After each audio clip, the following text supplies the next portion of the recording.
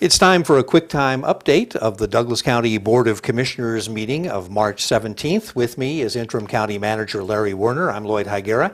And Larry, the very first thing we're looking at that 17th meeting was the commissioners adopting the 5-year Douglas County Transportation Plan. And could you give us a little detail on what those plans include? Certainly, Lloyd. Essentially, it was a 5-year plan, and out of that plan, there were some projects identified that were going to be funded immediately with nickel gas tax that just got approved in February.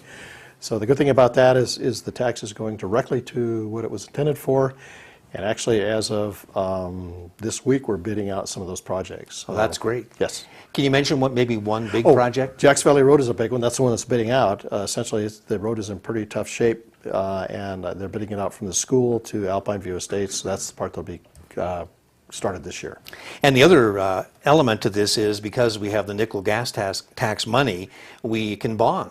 That's so correct. We can get a lot more done. That's what made this possible. There's several roads in there, and there's other pieces of equipment, but essentially, instead of doing pay-as-you-go over a long period of time, we're able to get these going in a hurry and get the roads caught up. That's great.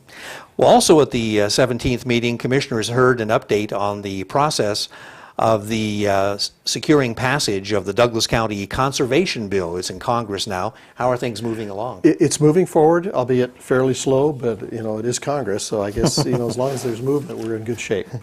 But we're hoping that this will be the year that it happens, and right now we're not seeing any indications that it won't. So we're excited. So you think 2016 could be the year? Could be the year. Okay, great.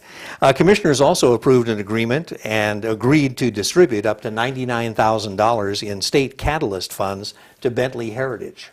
Correct, and the catalyst funds are the funds that are provided for private businesses to offset some of their infrastructure costs based on the number of jobs that they create and the actual average salary of those wages.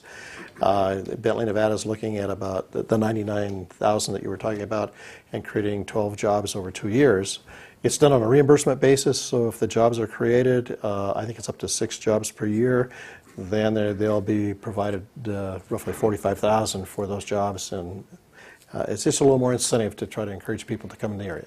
And as part of this, they stated that the hourly wage would be somewhere in the area of $40 an hour. That's correct, which is really nice to hear too. Yeah, yes, very, very much so.